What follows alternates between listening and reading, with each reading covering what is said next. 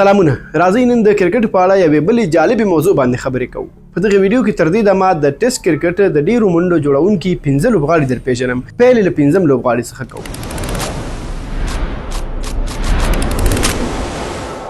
یو ځل بیا ستړي مشئ، ناصر حلیمي هم تاسو کرکټلند څارئ.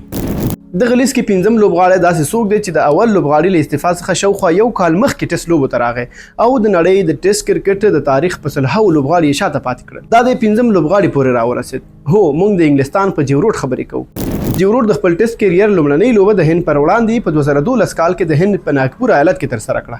د خپل کیریر دغه اولي لوبي اولي نیم کې 50 پلس منډې جوړې کړې او له همدې لوبې د منډو جوړولو لړۍ راپیل شوه. روډ تر دې دمه د انګلند لپاره 152 ټیسټ لوبو څخه په 288 انینګزو کې بیټینګ ترسره کړې چې په دغه لوبو کې 12902 منډې جوړې کړې دي. دا دومره منډې دي چې د ټیسټ کرکټ در 15 لوبغاړي راورساو. جیو روډ په ټیسټ لوبو کې شپږ ډېر سلیزې لري چې د ټیسټ لوبو ډېرو سلیزو 15 لوبغاړي دي. د دغه سلیزو ترڅنګ یې 15 نیمه سلیزو ته بیټ اوچت کړی دی. که د روډ ریکارډونو ته تم شو، د دې ویډیو اصلي هدف بارانه پاتې وي. په دې به یې کیسه راټوله کړم چې د انګلستان یا انګلند د کرکټ په تاریخ کې د ډېرو منډو جوړونکی لوبغاړی دی چې په تیر 2023 کال کې خپل پخوانی کپتان الیسټر کوک وروسته کړ.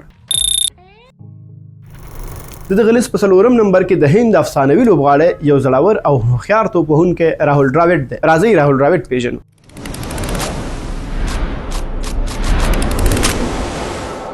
راهول ډراوډ په 1996 کال د جون په شلمه نړیوالو ټیسټ لوبو ته راغی. ډراوډ لومړنۍ ټیسټ لوبه د انګلند خلاف ترسره کړه. که څه هم دغه لوبه مساوي شوې وه، خو ډراوډ پکې په یو انینګ کې 15 منډې جوړې کړې وې. ډراوډ د لوبیز کیریر تر پایه د هند په ګټه 144 ټیسټ لوبې وکړې چې پکې 14288 منډې جوړې کړې. دا یو ډېره لویه لاسته راوړنه ده. راهول ډراوډ په دغه 144 ټیسټ لوبو 218 انینګزو کې د 13 سلیزو تر 3 نیمه سلیزې وهلي. راهول ډراوډ د دې ترڅنګ چې د هند له یو خو توپوهونکو څخه و، هغه په فیلډینګ کې هم له چا څخه کم نه. راهول ډراوډ د ټیسټ کرکټ د ډیرو کیچونو نیونکي لومړنی لوبغاړی دی چې په خپل کیریر کې 210 کیچونه نیولي دي. راهول ډراوډ په 2012 کال کې له ټیسټ کرکټ سره مخه وکړه، خو لا یې هم ریکارډونه په نړۍ راج کوي. دا د هغه د ښې توپوهنې او توپنیونې ښکارندوی دی چې له امله یې ورته د هند دیوال ویل کېدل. راهول ډراوډ په خپل ټیسټ کیریر کې یوازې 8 ځلې په 0 آوټ شوی. د ټیسټ کرکټ ډیرو منډو جوړونکی دریم لوبغاړی د سویلي افریقا ژاک کالیس دی. راځئ له دې خبر شو.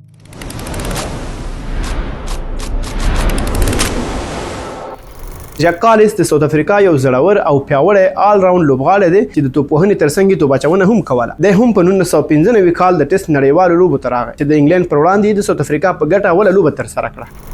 ژاک کالیس په خپل ټیسټ کیریر کې 116 ټیسټ لوبې کړې دي او په دغه لوبو کې 14209 منډې جوړې کړي چې د ټیسټ کرکټ په تاریخ کې د ډیرو منډو جوړونکی دریم لوبغاړی بلل شوی دی. ژاک کالیس په یو انینګ کې تر ټولو ډیرې 240 منډې جوړې کړې دي. د ساوث افریقا دغه زړور ژاک کالیس د 15 سلیزو سره 50 نیمه سلیزې هم جوړې کړې دي. کالیس د توپوهنې ترڅنګ یو ډیر ښه بالر هم دی چې دغه برخه به په دې موضوع کې نه برسېره کوو. د ټیسټ کیریر په دغه 13 کلن مزل کې خورا ډیر ریکارډونه جوړ کړي دي چې تر ټولو مهمه یې هم دا چې د نړۍ دریم نمبر ډیرو منډو جوړونکی لوبغاړی بلل شوی، بلکې اول نمبر لوبغاړی دی چې په ټیسټ لوبو کې ډیر د لوبې غوره لوبغاړي جایزې اخیستې دي. او د ډیرو منډو جوړونکی دویم لوبغاړی د استرالیا ریکی پوینټینګ دی. راځئ د ټیسټ کرکټ یو بل ستر نوم د ریکی پوینټینګ له کیریره خبر شو.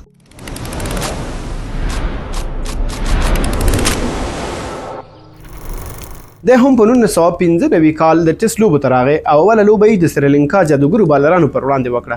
ریکی پونټینګ په ټیسټ کیریر کې خورا ډیر ریکارډونه ثبت دي چې له امله یې د نړۍ دویم نمبر ډیرو منډو جوړونکی لوبغاړی دی. د هم په خپل کیریر کې 188 لوبې ترسره کړې دي چې پکې 14380 منډې جوړې کړې دي. ریکی پونټینګ د استرالیا لپاره یو ثابت کپتان پاتې شوی دی. هغه په خپل ټیسټ کیریر کې د 140 سلیزو ترڅنګ 2 نیمه سلیزې جوړې کړې. ریکی پونټینګ په یو انینګ کې تر ټولو ډیرې 250 منډې د هند پر وړاندې جوړې کړې دي. خنو د ټیسټ کرکټ د پاچا د هند آل ټایم غوره لوبغاړي سچن رمیش ټنډولکر کیسه ده. راځئ دې ته تم شو.